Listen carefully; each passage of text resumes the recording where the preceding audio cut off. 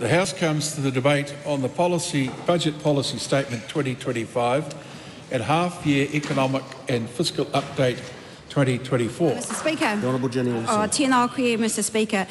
We stand today in the middle of an economic crisis, a crisis that has been made worse by the decisions of this government, the bad choices this government has made.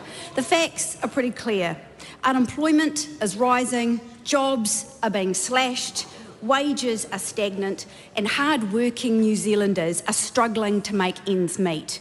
And yet, this government has the audacity to claim that their economic management is responsible and effective.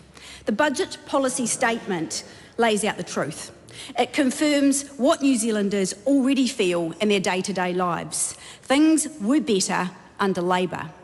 It states right here, growth through 2023 and 2024 was stronger than originally thought. But since then, since National took office, the economy has taken a sharp downturn. The BPS itself states this was largely offset by a stronger cyclical downturn since then. In other words, National's policies have made things worse. Jobs, health and homes is what Kiwis are after. And when we hear National telling us that things are looking up for hard-working New Zealanders, and I'm seeing green shoots everywhere, maybe they should talk to one of my constituents who wrote to me just yesterday and said, I wish Chris Luxon would stop talking about putting money in the pockets of New Zealanders. The only thing he is worried about is lining the pockets of his rich mates in multinational companies. The latest line charge for my gas was $45 in February. I used only $14 in gas. The cost for power is expected to rise by $10 a month. My rates in the Hutt City Council are expected to rise by 16%. My home and contents insurance for my house in Petone has increased by 36%. I got $30 per fortnight in so-called tax cuts. There is no money in my back pocket. I have medical conditions and now have to pay for my prescriptions. I go to the doctor often at $70 a visit. I live alone, so no double income here. I'm paying a mortgage, paying bills, and everything is increasing in price, apart from a reduction in my interest rates when I refix next week. My back pocket would like some money in it. I count myself fortunate as I can pay what I need to pay. I don't know what others are doing out there who are doing so tough. I'm not rich. I'm not sorted for my retirement in a few years' time. So what's the plan for people who are real New Zealanders from this government? There isn't one, but we have one on this side. It's called jobs, health and homes. And let's take a good look at what jobs are happening right now, because higher unemployment with 213,000 New Zealanders now on the unemployment benefit. We have an economy that is operating below capacity, as the BPS states, and that means fewer jobs, less income and more hardship for people. Mass layoffs in a couple of areas. Let's just take a look at Callaghan Innovation. The government came in and laid off scientists, research staff and support staff with no plan for an alternative entity. That meant all of those highly skilled individuals, those innovators and scientists, are left with no certainty in their future. They are applying for jobs offshore. I've met with them. They're applying for jobs in the Netherlands and Australia because there is no certainty of employment here. So the government can announce a great PhD program that they've given some money to, and they can talk about saving 20 jobs in one part, but the vast majority of bright people innovating, they have just laid off while yet still claiming to be going for growth. Absolutely unbelievable. The construction sector is another one. Significant infrastructure projects like the Inter-Islander ferries being cancelled, a $300 million break fee, $300 million and rising just to break the fee. We've also seen big projects from Kāinga Ora right around the country cancelled and stopped.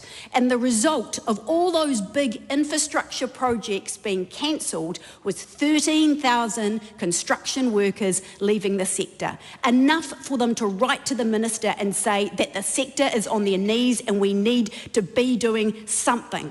And so the answer to this is to hold a talk fest with a bunch of foreigners who are going to go and save us all and invest in New Zealand. No plan for us. We have a downward spiral of cutting jobs, losing people overseas, and no real plan to address this. On top of this, we've seen losses right across the public sector, not just public servants in Wellington, but right across in front-facing jobs. Oranga tamariki, health workers, social workers, cut by this government. And what has that seen? It's a further retrenchment in the economy, because what we are seeing is less people out there being able to buy things in local businesses. And that's why in Wellington alone, so many restaurants, so many cafes, so many small business owners who have worked for 20 or 30 years to keep their doors open are now closed permanently, with higher levels of insolvencies than we have seen in such a long time, Mr. Speaker. Every one of these job losses is a real person losing their income, their ability to support their families and their sense of security. And this government yet still pats itself on the back, claiming fiscal responsibility. National promised economic growth. Instead, the economy is projected to be $20 billion smaller by 2028 than was forecast in Budget 2024. And while they promised to create jobs, unemployment is to rise every single year in the budget period. By 2026, there will be 20,000 more New Zealanders on job seeker support than there would have been otherwise. That is 20,000 more families struggling to pay rent, struggling to buy groceries and to heat their homes in winter. Nationals' obsession with tax cuts, and let's not forget that while we're having these cuts across, they borrowed for tax cuts for landlords. Cuts that overwhelmingly benefit the wealthy, and this has come at a massive cost to everyday New Zealanders. The $58.7 billion increase to debt and 46.5 net core Crown debt peak are direct consequences of bad choices that this government has made. And who is paying for it?